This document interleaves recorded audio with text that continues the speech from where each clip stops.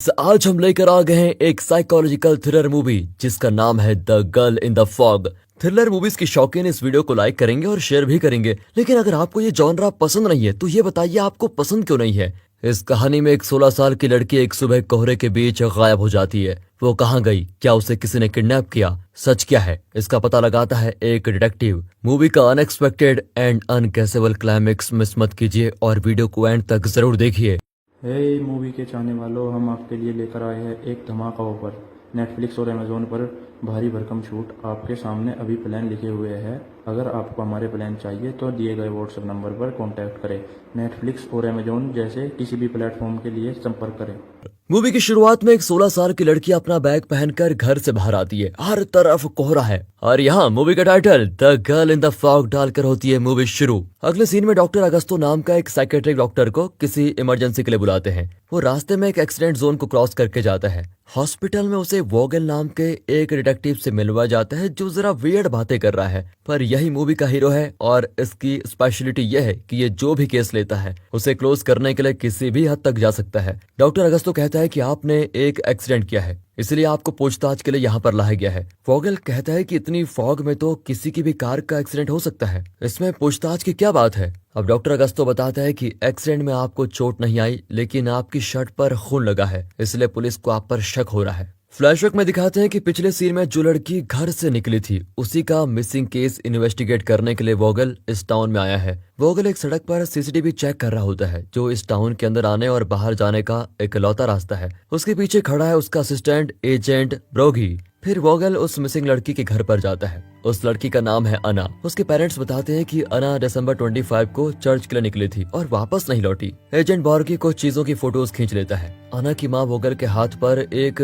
Band पहना हुआ देखती है जो कि अना का है। वो रोती है कि किसी तरह मेरी बेटी को ढूंढ लीजिए प्लीज। वोगल बहुत ही सेंटिमेंटल हो जाता है और कहता है कि मैं पूरी कोशिश करूंगा। ये कहकर वो बाहर आता है और सड़क पर खड़ा होकर क्लैप करने लगता है। सारे नेबर्स बाहर आकर उसको देखते हैं। फिर वोगल सीधे अपने ऑफिस पहुंचता है और अपनी टीम को बताता है कि अना दिसंबर 23 को चर्च के लिए निकली थी जो कि उसके घर से 300 मीटर की दूरी पर है। इसी बीच वो कहीं गायब हुई है और घर से निकलने के 7 मिनट बाद उसका फोन स्विच ऑफ हो गया। अगर वो अपनी मर्जी से किसी के साथ जाती तो अचानक अपना फोन स्विच ऑफ नहीं करती, और अगर किसी ने किडनैप किया था तो किडनैपर इस एरिया को और अना को अच्छी तरह जानता होगा, इसलिए वो बिना कोई आवाज किए अना को किडनैप कर पाया होगा। मैंने अना के घर के बाहर जाकर क्लैप किया तो कुछ ही सेकंड्स में सारे नेबर्स बाहर आ गए कि ये कौन अजनबी है। मतलब किडनैपर इस एरिया को ही बिलोंग करता है, जिसकी वजह से शायद उस पर लोगों का ध्यान नहीं गया होगा। वोगल अपनी टीम को उस एरिया के सीसीटीवी फुटेजेस, प्रीवियस रिकॉर्ड वाले सारे क्रिमिनल्स की डिटेल्स निकालने को कहता है। एक तरफ अना के पेरेंट्स टीवी पर अपनी बेटी से कहते हैं कि तुम्हें जो चाहिए हम ला कर देंगे बेटी, तुम्हारा फेवरेट कैट भी खरीद कर देंगे, लेकिन तुम प्लीज घर आ जाओ।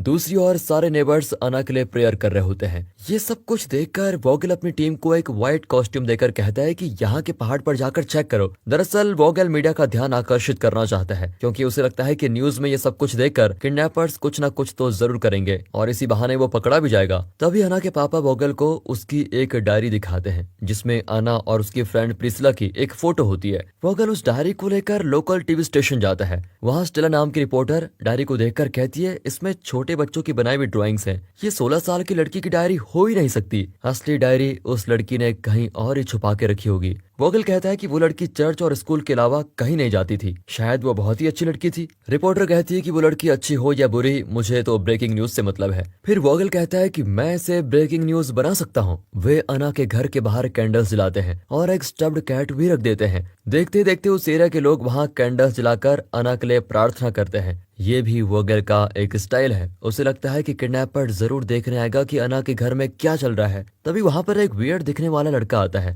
जो वीडियो शूट करता है। वो वोगल की रखी हुई स्टफ्ड कैट भी चुरा कर लेके जाता है। इंस्पेक्टर पूछती है क्या मैं उससे अरेस्ट कर लूं, लेकिन वोगल कहता है कि यहाँ मीडिया भी है, अगर तुमने अरेस्ट किया तो वो इनोसेंट निकला तो प्रॉब्लम हो जाएगी, लेकिन फिलहाल सिर्फ उस पर नजर बनाए रखो। अगले दिन इंस्पेक्टर वोगल पर चिल्लाने लगती है क्योंकि वो एरिया के हाई सोसाइटी के लोगों को सस्पेक्ट कर रहा था। वोगल कहता है कि हाई हो या लो मुझे कोई फर्क नहीं पड़ता, यहाँ एक बच्ची लापता हुई है, उसे ढूंढने के लिए मैं कुछ भी कर सकता हूँ, तुम्हारा काम सिर्फ मदद करना है। उस रात वोगल टीवी पर देखता है कि टाउन का लॉयर वोगल को क्रिटिसाइज कर रहा है कि मिस्टर रोमियो वाले केस को वोगल ने इतना घुमाया और एक इनोसेंट आदमी को जेल भिजवा दिया, फिर भी इस बच्ची का केस उसे क्यों दिया गया है। तभी एजेंट बॉर्गी वोगल को कॉल करके बताता है कि वो लड़का जो हुड पहनकर वीडियो शूट कर रहा था उसका नाम मतिया है। वो थोड़ा मेंटली डिस्टर्ब्ड है जो हर किसी की वीडियो बनाता है। वो डॉक्टर अगस्तो से ही ट्रीटमेंट ले रहा है। वोगल बिना टाइम वेस्ट किए मतिया के घर पर जाता है जहाँ बेसमेंट में वो स्टफ्ड कैट मिलती है और उसके पास एक लैपटॉप, उसमें अना के कई वीडियोस और फोटोज होते हैं। तभी पीछे मतिया आकर वोगल की भी वीडियो शूट करता है।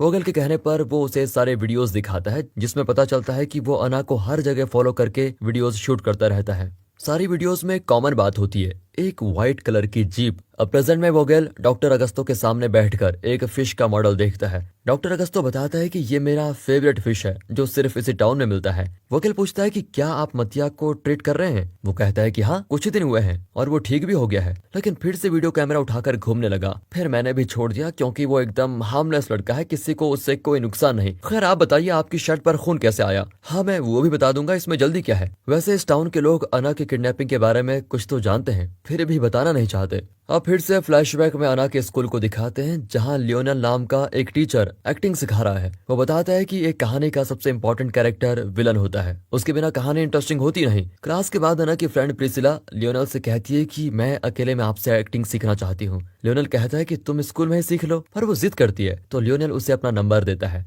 दरअसल लियोनल के घर की हालत ठीक नहीं होती, वो अपना उधार भी चुका नहीं पा रहा होता है, इसलिए थोड़ा रिलैक्स होने के लिए वो ट्रैकिंग के लिए निकलता है। शाम को लौटकर अपनी पत्नी के साथ टीवी पर देखता है कि उसकी स्कूल की स्टूडेंट अना मिसिंग है। लियोनल कैजुअली कहता है कि जरूर किसी के साथ गई होगी, 2 दिन में लौट आएगी। उसके हाथ में चोट लगी होती है। हाँ वो बताता है कि ट्रैकिंग करते वक्त फिसल गया था और एक नुकीली टहनी से लग गई। डिनर के वक्त वो अपनी बेटी को डांटता है कि खाते वक्त फोन के पीछे क्यों लगी रहती हो, पर वो लियोनल की रिस्पेक्ट ही नहीं करती और उठकर चली जाती है। अगले दिन लियोनल प्रिसिला को मैसेज करता है जो एक्टिंग सीखना चाहती है। अगर वो फीस दे देगी तो लियोनल की पैसों की तंगी थोड़ी कम हो सकती है, पर इतने में उसकी वाइफ आती है और वो मैसेज बंद कर देता है। तब वो अना का मिसिंग पोस्टर देखता है जिसमें लिखा हुआ है अना को ढूंढने के लिए हमें वॉलंटियर्स की जरूरत है। घर लौटते वक्त उसकी वाइफ कहती है कि इस दाढ़ी को निकाल क्यों नहीं देते, बिल्कुल किडनैपर लगते हो। फिर वो एक पेट्रोल बंक में रुकते हैं जहां टीवी में अना का ही न्यूज चल रहा होता है। उसमें उस व्हाइट जीप को दिखाते हैं जो मतिया के वीडियोस में था और वो जीप लियोनल की है। सब उसे ही घूरने लगते हैं। लियोनल घबराकर बाहर आता है और अपनी वाइफ को लेकर सीधे घर आ जाता है। फिर वो पुलिस को कॉल करके बताता है कि आप लोग न्यूज में जो जीप देख रहे हैं वो मेरी जीप है, लेकिन मेरा इस केस से कोई संबंध नहीं है। वो कहते हैं कि ये फुटेज बहुत ही कॉन्फिडेंशियल था, लेकिन पता नहीं किसने लीक कर दिया। आप फिक्र मत कीजिए, बस अपना लॉयर रेडी करके रखिए।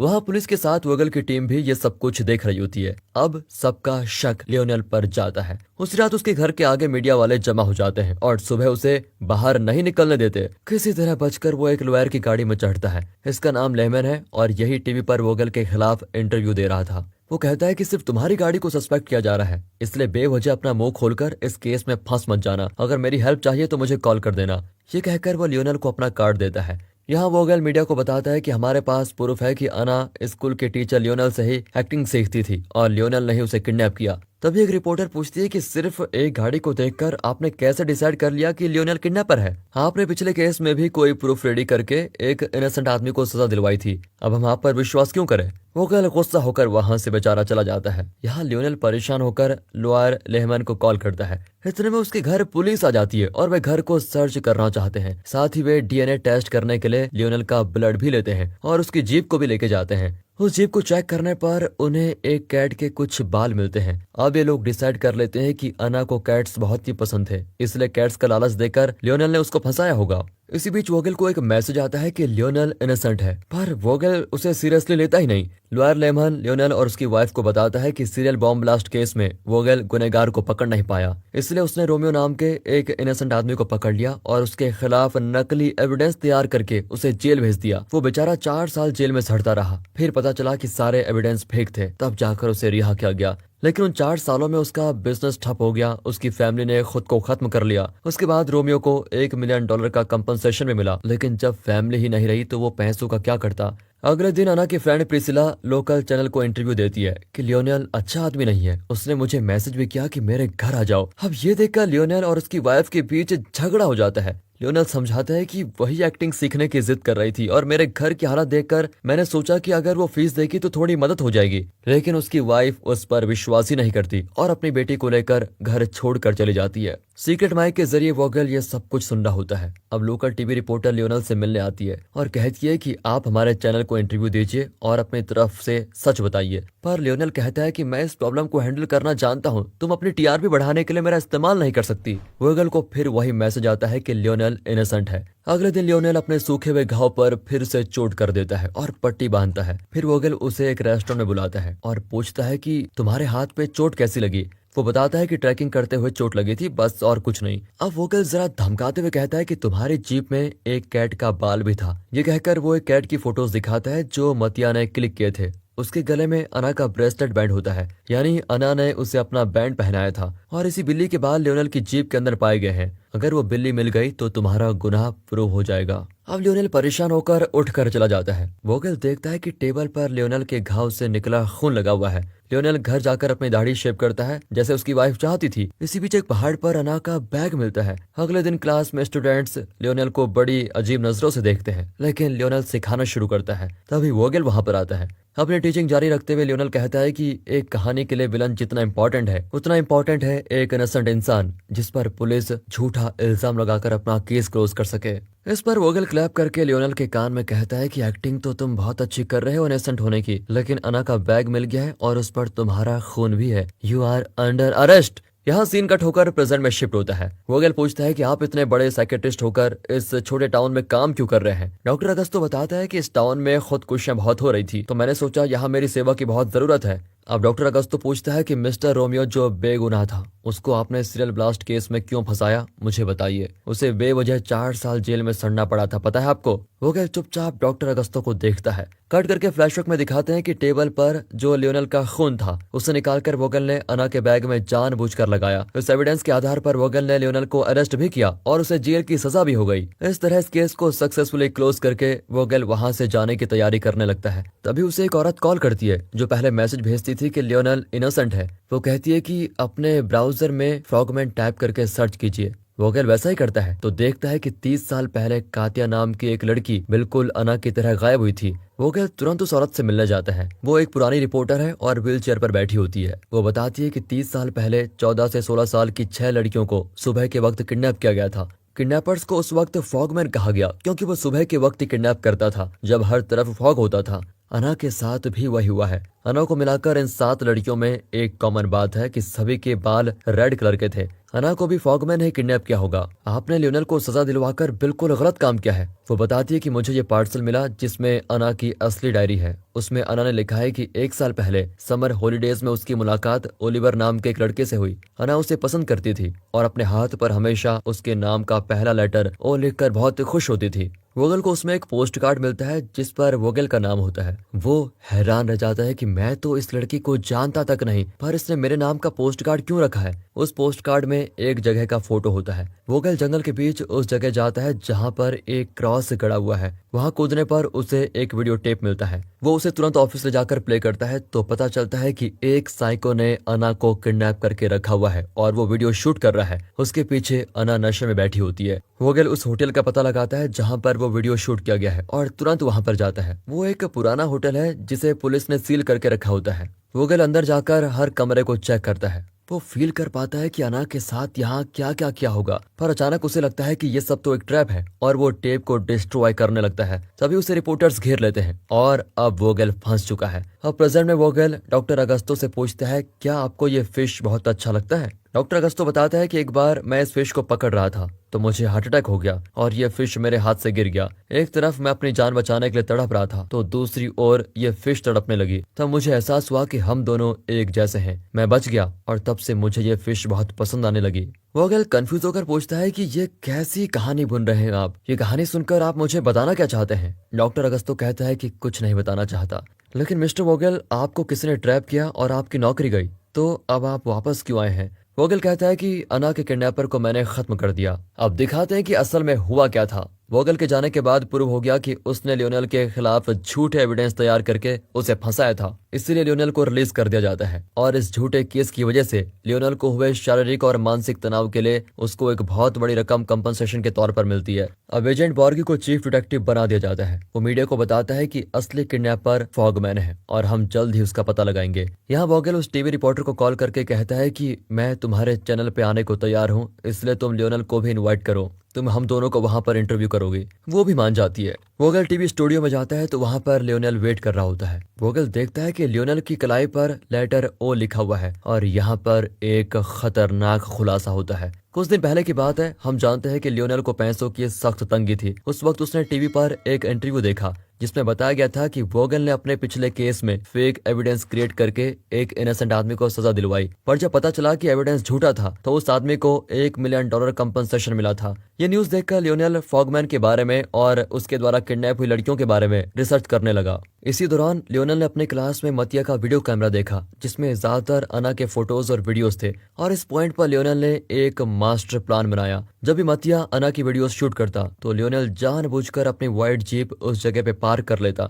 और अब बताते हैं कि अना गायब कैसे हुई। दिसंबर 23 सुबह ठीक उस टाइम पे जब अना चर्च जाया करती थी, लियोनेल अपनी जीप के साथ रास्ते में वेट कर रहा था। उसने अना से कहा कि मेरा कैट कहीं खो गया है। अना को कैट से बहुत प्यार था और वो उसके कैट को ढूंढने में मदद करने लगी। और तब लियोनेल ने अना को किडनैप किया और उसे उस पुराने होटल में ले जाकर हद से ज्यादा नशीले पदार्थ दिए। उसने इनकी वीडियो भी बनाई जिसमें खुद लियोनेल का चेहरा छुपा हुआ था। बहुत खतरनाक नशा करवाकर उसने अना को मार डाला और उसे पार्सल कर दिया। अना के बैग में उसे उसकी डायरी मिली जिस पर लॉक लगा हुआ था। फिर उसने डायरी के बीच एक पोस्ट कार्ड घुसा दिया जिस पर जंगल के बीच खड़े क्रॉस का फोटो होता है। फिर उसने अना का बैग ऐसी जगह पर फेंका जहां से वो आसानी से नजर आ जाए। यहीं पर अगर आप बौखला गए हो दोस्तों तो आगे सुनिए इस शातिर ने क्या किया। वैसे किस किस को लियोनेल की शातिरी पसंद आई कमेंट में जरूर बताइएगा। लियोनेल ने अपने सूखे हुए घाव पर फिर से खुरेदा क्योंकि वो जानता था कि वोगल उसके खून को टेबल पर पाकर उसे लियोनेल के खिलाफ जरूर यूज करेगा। उसने जानबूझकर ही उस दिन टेबल पर अपने घाव का खून टपकाने दिया।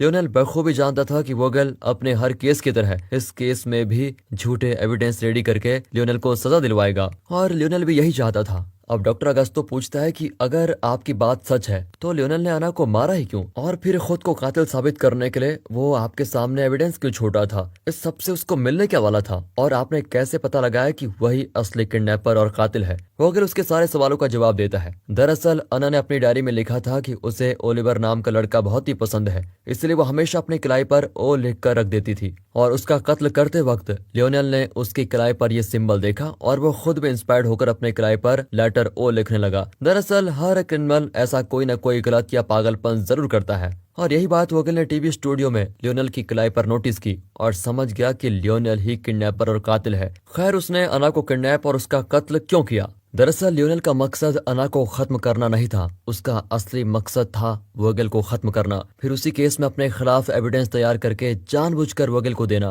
पहले से वोगल पर शिकायत थी कि पिछले केस में उसने फेक एविडेंस तैयार करके मिस्टर रोमियो को सजा दिलवाई और वोगल की इसी बदनामी का फायदा उठाकर लियोनेल प्रूफ करना चाहता था कि इस केस में भी वोगल ने उसे फेक एविडेंस के आधार पर सजा दिलवाई है और अपने इस मकसद में वो कामयाब भी हुआ और इस केस में लियोनेल को हुए फिजिकल और मेंटल टॉर्चर के लिए एक मोटी रकम भी मिली। इसी रकम के लिए लियोनेल ने इतना बड़ा कांड किया था। अब प्रेसिडेंट में वोगल बताता है कि मेरे शर्ट पर लगा हुआ खून लियोनेल का खून है। मैं जान गया था कि अब लीगली लियोनेल को सजा नहीं मिल पाएगी क्योंकि कोर्ट भी मान चुका था कि वो इनोसेंट है और मैं गलत। इसलिए मैंने उस टीवी शो के बाद घर लौटते वक्त ही अपनी गाड़ी रोककर उस पर चलाकर उसे मार डाला। लेकिन इस मूवी के ट्विस्ट अभी खत्म नहीं हुए दोस्तों। वोगल को अरेस्ट कर लिया जाता है।